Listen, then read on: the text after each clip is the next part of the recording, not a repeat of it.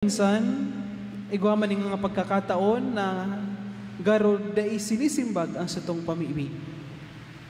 Sa mga panahon na mga dai pa sinisimbag ang satong pamibi, ang hamon sa to, magtiwala man siyempre sa mahal na Diyos.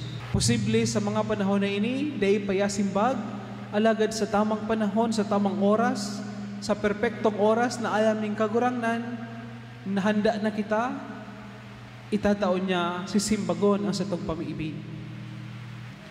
Sa mga panahon na di talaga nangyari ang satong pamiibig, magtiwala man siyempre sa Diyos. Baad igwa siya ning mas magayon na plano para sa sato.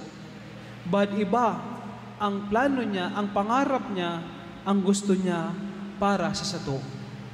Totoo mga tugang, igwa talaga ning nga pamiibig na daiya tao mas ayam ning Diyos kung ano ang mas malinas, mas makaparahay, mas magayon para sa sato.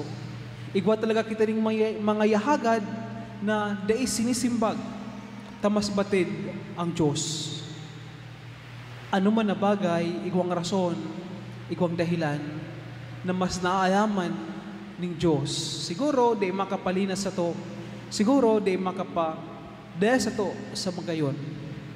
O kadakol ng satong pamibi, totoo nga dai pigsimbag, alagad mas dakol, mas urog kadakol ang mga tinauning Diyos, mas kiday tahinagad.